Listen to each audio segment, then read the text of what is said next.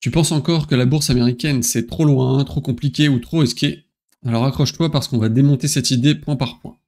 Pendant que l'Europe stagne et malgré les facéties de Trump, les États-Unis continuent d'attirer les talents, de faire exploser leurs entreprises et de dominer les marchés. Pas parce qu'ils ont de la chance, mais parce qu'ils ont un écosystème pensé pour ça. Et non, c'est pas réservé aux pros ou aux milliardaires Wall Street. Aujourd'hui, tu peux acheter une action Microsoft aussi facilement qu'un t-shirt sur Amazon. Dans cette vidéo, je vais t'expliquer pourquoi j'ai investi la majorité de mon portefeuille aux USA, malgré les crises, malgré les critiques et malgré les doutes. Pourquoi c'est peut-être une des meilleures décisions que tu peux prendre pour ton avenir. Alors, pourquoi les États-Unis attirent autant les investisseurs du monde entier? C'est pas juste une question de mode ou de hype autour des GAFAM, non, il y a des fondations solides qui rendent ce marché ultra attractif. On parle de facteurs structurels, c'est-à-dire des éléments profonds, durables, qui ne dépendent pas de l'actu ou d'une tendance passagère. Tu vas voir, ces piliers sont nombreux et puissants. On a un marché intérieur immense et homogène, un écosystème pro-entreprise, un pouvoir d'achat élevé, des entreprises internationales dominantes, une forte diversification géographique des revenus, une culture de l'innovation unique, des performances historiques au-dessus du lot, une démographie dynamique et la puissance du dollar comme cerise sur le gâteau. Dans les prochaines minutes, je vais t'expliquer chacun de ces points avec des exemples simples, des faits et surtout des liens directs avec l'investissement. Le but, te montrer que quand tu investis dans une action américaine, tu n'achètes pas juste une boîte, tu mises sur un système entier, pensé pour créer de la valeur à long terme. On attaque avec le premier pilier, la taille et l'unité du marché américain. Tu vas voir, ça change tout. Alors, imagine une entreprise qui lance un produit en Floride. Si ça marche là-bas, elle peut l'étendre à 330 millions de personnes, sans changer de langue, sans modifier son packaging, sans adapter sa stratégie marketing. Même devise, même réglementation, même cadre juridique. Tu vois où je veux en venir? Les États-Unis, c'est un marché immense et surtout uniforme. Et ça, pour une entreprise, c'est de l'or en barre. Parce qu'elle peut valider son business model localement, puis le dupliquer à l'échelle nationale sans friction. C'est ce qu'on appelle la scalabilité. Pas besoin d'être un expert en tech pour comprendre. Plus un marché est homogène, plus tu peux grandir vite, sans te casser la tête. Maintenant, regarde l'Europe. Tu veux vendre en France, en Allemagne et en Espagne, eh bien il te faudra traduire ton site, t'adapter à 3 fiscalités différentes, gérer les frais de conversion, les normes locales, la paperasse, et ton budget pub 3 fois plus cher. En clair, ce que tu fais en un bloc aux USA, tu dois le faire pays par pays en Europe, et ça freine la croissance. C'est pour ça que des géants comme Amazon, Walmart ou Home Depot ont pu exploser aussi vite. Ils ont d'abord dominé le marché américain, ensuite ils ont conquis le monde. Quand tu investis dans une entreprise américaine, tu mises donc sur une boîte qui joue à domicile, sur un terrain grand comme un continent. Et ça, c'est un levier de croissance que très peu d'autres pays peuvent offrir. Ensuite, les États-Unis, c'est clairement un écosystème pro-business. Et justement, s'il y a autant d'entreprises qui naissent et explosent et dominent le monde depuis les États-Unis, c'est pour une bonne raison, c'est que la raison principale, justement, c'est l'environnement. Là-bas, tout est fait pour que les idées deviennent des entreprises, et que les entreprises deviennent des géants. Tu veux lever 10 millions pour un projet d'intelligence artificielle, une application de paiement ou un nouveau médicament? Aux États-Unis, c'est possible. En France, on va te demander si tu as bien rempli le formulaire 212 bis, si ton local respecte les normes et si tu as pensé aux taxes. Il y a une vraie culture du risque aux États-Unis. On valorise l'audace, on pardonne l'échec, on encourage à recommencer. Échouer là-bas, c'est pas un drame, c'est presque une ligne sur le CV. Et puis, il y a les levées de fonds. Des milliards de dollars disponibles via des fonds de capital risque, des business angels, des incubateurs. La Silicon Valley, c'est pas un mythe, c'est un écosystème où universités, investisseurs et entrepreneurs travaillent main dans la main pour créer l'innovation de demain. Tu peux littéralement passer de ton garage à la bourse en quelques années. Apple, Google, Facebook, tous sont passés par là. Et ce n'est pas que dans la tech. La santé, la finance, les énergies, l'IA, l'espace. Partout, les États-Unis attirent les meilleurs talents, les meilleures idées et leur donnent les moyens de grandir. En comparaison, en Europe, on a parfois tendance à voir la réussite avec méfiance. On encadre, on réglemente, on taxe, mais on soutient peu. Résultat, eh bien, des startups prometteuses finissent souvent par traverser l'Atlantique pour aller chercher là-bas ce qu'elles ne trouvent pas ici, de la vitesse, du capital et un vrai état d'esprit. Quand tu investis dans une entreprise américaine, tu n'achètes pas juste une action, tu soutiens un système conçu pour faire grandir les gagnants. Ensuite, troisième point, donc le pouvoir d'achat et la consommation intérieure. Évidemment, si tu veux savoir ce qui fait tourner une économie comme celle des États-Unis, eh bien, c'est simple, c'est les Américains. Les Américains dépensent et ils dépensent beaucoup. Leur pouvoir d'achat est l'un des plus élevés au monde. En 2023, le PIB par habitant dépassait les 80 000 dollars. C'est presque 2 fois plus qu'en France. Et cette richesse, elle ne dort pas sur un livret A. Les ménages américains consomment énormément de produits américains. Ils achètent, ils renouvellent, ils testent, ils passent à la version suivante. Et ce rythme de consommation, il crée une dynamique puissante pour les entreprises locales. Tu veux un exemple concret? Eh bien, une famille américaine dépense en moyenne 1500 dollars par an sur Amazon. En Europe, c'est 2 à 3 fois moins selon les pays. Tu comprends vite pourquoi Amazon, Apple ou Tesla génèrent des milliards rien qu'à domicile. Et ce n'est pas juste une question de volume, c'est aussi une question de récurrence. Les abonnements, les services, les renouvellements technologiques, tout est pensé pour que la machine tourne en continu. Ce niveau de consommation permet aux entreprises d'atteindre rapidement une taille critique, d'investir massivement en R&D et de proposer des produits toujours plus innovants. En résumé, les entreprises américaines évoluent dans un marché dynamique, soutenu par des consommateurs prêts à payer et ça fait toute la différence. Quand tu investis dans une entreprise cotée aux États-Unis, tu profites de ce moteur. Et c'est un moteur qui tourne à plein régime, année après année.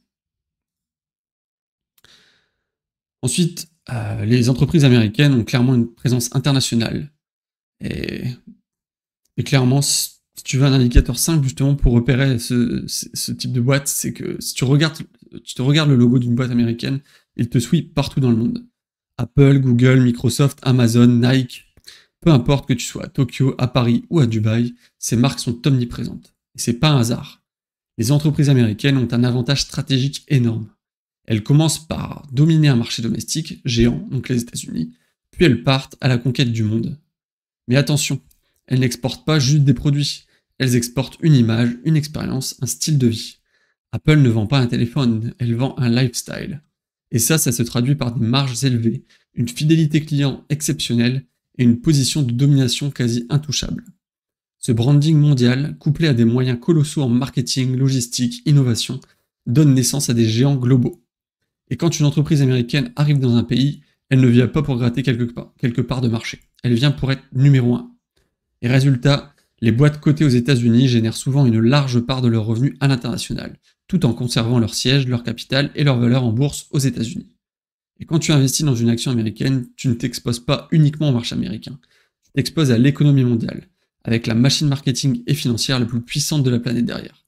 Et ça, très peu d'entreprises européennes peuvent en dire autant. Et oui, puisque quand tu investis également dans une entreprise américaine, tu ne mises pas uniquement sur l'économie des États-Unis. Et c'est justement ce qui est intéressant. Même si elles sont basées aux USA, les grandes entreprises américaines réalisent une part énorme de leur chiffre d'affaires international. Tu savais que plus de 50% des revenus de Coca-Cola, Microsoft ou McDonald's viennent de l'étranger? C'est la même chose pour des boîtes comme Apple, Amazon, Nvidia, etc. Autrement dit, le monde entier alimente les bénéfices de ces boîtes. Mais c'est toi, en tant qu'investisseur sur le marché US, qui en récolte les fruits. Et ça change tout. Tu n'es pas exposé à un seul pays, tu profites à la fois de la puissance du marché américain et de la croissance mondiale. Même une entreprise 100% made in USA est aujourd'hui profondément mondiale. Ses clients sont partout, ses chaînes logistiques aussi. Elle vend, elle achète, elle s'adapte et elle absorbe les crises locales grâce à sa présence globale. C'est ce qu'on appelle une diversification implicite. Pas besoin d'aller acheter une action indienne, chinoise ou brésilienne. Souvent, cette exposition est déjà inclue dans ton ETF ou ton action américaine. Bref, en investissant aux États-Unis, tu ne paries pas sur un pays, tu paries sur des entreprises qui rayonnent sur la planète entière. Et ça, c'est un filet de sécurité plutôt confortable. Ensuite, au niveau des performances, eh bien, si on parle chiffres, sur le long terme, clairement, les rendements ne mentent pas. Le marché boursier américain, c'est plus d'1 siècle de performances solides, même après avoir retiré l'effet de l'inflation. En moyenne, un investisseur aux États-Unis a gagné entre 6,5 et 6,9% par an en rendement réel depuis 1900, donc en enlevant l'inflation. En comparaison, donc les marchés développés hors États-Unis, comme l'Europe, ont tourné autour de 4% sur la même période. Donc tu te dis peut-être que 2% de différence par an, c'est pas si énorme, mais laisse-moi te montrer l'effet cumulé. Imagine que tu investisses 500 € par mois pendant 30 ans, donc avec 4,3% de rendement, avec 4% de rendement annuel, tu obtiens environ 350 000 €, alors qu'avec entre 6,5 et 7% aux États-Unis, ton portefeuille grimpe à près de 550 000 €. Donc c'est 200 000 € de plus pour le même effort, juste parce que tu étais sur le bon marché. Et ce n'est pas un coup de chance lié aux GAFAM. Cette surperformance, elle ne date pas d'hier. Elle traverse les époques, les guerres, les crises et les bulles. Elle vient d'un écosystème qui pousse les entreprises à croître, innover, exporter. Autrement dit, les États-Unis offrent aux investisseurs un historique qui inspire confiance, même dans les moments difficiles. Et comme toujours en bourse, le passé ne garantit pas l'avenir, mais quand un marché délivre de tels résultats sur plus de 100 ans, c'est quand même un signal fort. De plus, la démographie américaine est dynamique. C'est une population qui grandit, et c'est plus que des chiffres sur un graphique. C'est du mouvement, de la consommation, de l'innovation, et à terme de la croissance économique. Et c'est exactement ce qui se passe aux États-Unis. Contrairement à l'Europe ou à la Chine, les États-Unis ont une démographie toujours en croissance. Pourquoi ? Eh bien, parce qu'ils attirent des talents du monde entier. Des étudiants, des chercheurs, des entrepreneurs, des développeurs, des médecins. Et ce brassage, c'est un cercle vertueux. Plus d'habitants égale plus de consommateurs, plus de diversité égale plus d'idées, plus de talents égale plus d'entreprises innovantes. Pendant que certains pays ferment leurs frontières et vieillissent, les États-Unis se renouvellent en permanence. Et ça se voit dans les résultats. Les grandes boîtes technologiques de demain ne naissent pas à Francfort ou à Milan, elles poussent à San Francisco, à Austin, à Seattle, à Miami. Les cerveaux du monde entier vont bosser là-bas. Résultat, plus d'idées, plus de boîtes, plus de croissance. Et en tant qu'investisseur, tu veux être là où les choses bougent. Là où les entreprises recrutent, innovent et se développent. Et cette vitalité économique, elle se reflète directement en bourse. Tu ne paries pas juste sur des entreprises, tu paries sur un pays qui continue à croître, à se réinventer et à attirer le monde. Ensuite, je voudrais également aborder rapidement la partie stabilité politique et l'hégémonie du dollar. Donc, on entend souvent, oui, mais les États-Unis, avec leur politique instable, notamment avec que ce soit pendant l'ère Biden ou maintenant avec Trump, les élections qui font trembler les marchés, c'est vrai que ça secoue, ça amène beaucoup de volatilité. Mais si tu regardes bien, le système économique, lui, il reste debout. Pourquoi ? Parce qu'il repose sur des institutions solides, un cadre juridique clair et une stabilité qui rassure les investisseurs. Le droit des affaires y est parmi les plus développés au monde. Les règles sont connues, les comptes sont transparents, la protection des actionnaires est forte. Et quand tu investis à long terme, c'est ce genre de sécurité que tu veux. Maintenant, parlons du vrai pilier, le dollar. Le dollar, c'est la monnaie de référence mondiale, celle qu'on utilise pour le pétrole, les matières premières, le commerce international. Même la Chine ou la Russie détiennent des réserves colossales en dollars. Tu vois le truc, même les adversaires géopolitiques des USA financent leurs dettes. Donc ce pouvoir, aucun autre pays ne l'a. Même si en ce moment l'actualité politique ne joue pas en leur faveur, ça montre une vraie stabilité. Les États-Unis montrent une vraie stabilité de ce côté-là. Et pour toi, investisseur, ça représente moins de risques de change, un pays qui peut emprunter à très bas coût, et un système financier soutenu par une confiance mondiale et durable. C'est simple. Quand le monde tremble, les capitaux vont vers les États-Unis. Et le dollar, c'est un filet de sécurité global. Et en bourse, ça compte plus que beaucoup de discours politiques. Ensuite, on enchaîne donc sur la culture de l'échec, de l'initiative et de l'innovation. Et c'est peut-être le levier le plus puissant de l'économie américaine, et pourtant on n'en parle que trop peu. Aux États-Unis, échouer n'est pas une fin, c'est un passage. Tu lances un projet, ça ne marche pas, tu recommences, tu ajustes, tu avances. Là-bas, l'échec c'est presque un badge d'honneur. En Europe, c'est souvent vu justement comme un signal d'alerte. Il s'est planté, méfie-toi. Mais si t'as peur de l'échec, t'innoves pas, et sans innovation, pas de croissance. Et c'est cette mentalité pro-initiative qui fait naître des géants comme Tesla, SpaceX, Amazon, etc. Des boîtes qui n'ont pas juste copié un modèle existant, elles ont créé un nouveau marché. Et parfois, elles se sont plantées en route, oui, mais plusieurs fois même, mais elles ont persisté. Et l'écosystème américain est calibré pour ça. Tu veux créer une boîte, on t'encourage. Tu prends un risque, on te soutient. Tu rates, on t'écoute et on investira peut-être dans ton prochain projet. Cette tolérance à l'échec, c'est un carburant pour l'innovation.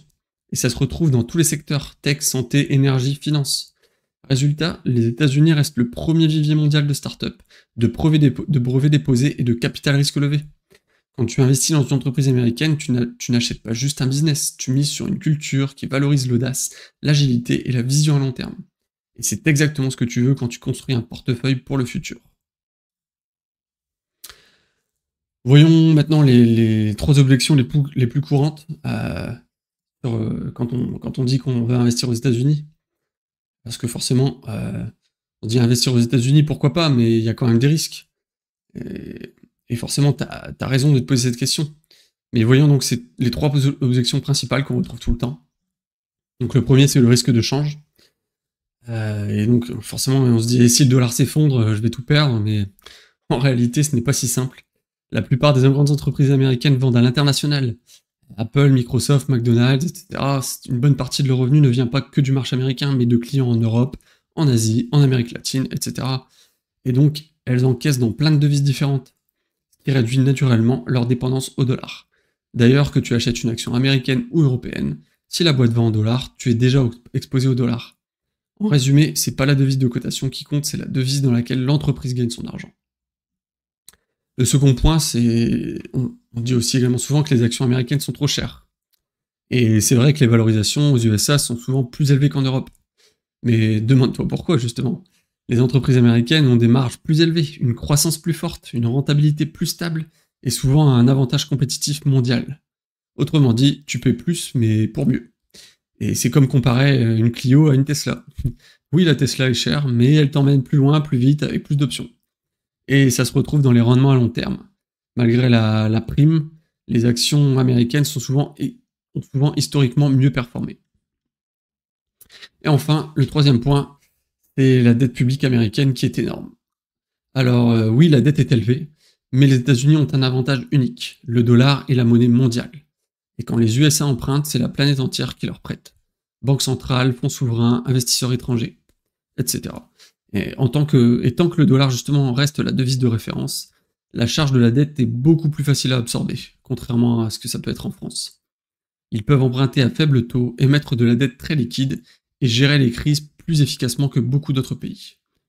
Et est-ce qu'il faut surveiller ce point? Bien sûr, mais aujourd'hui, le dollar reste un pilier de stabilité dans le système financier mondial.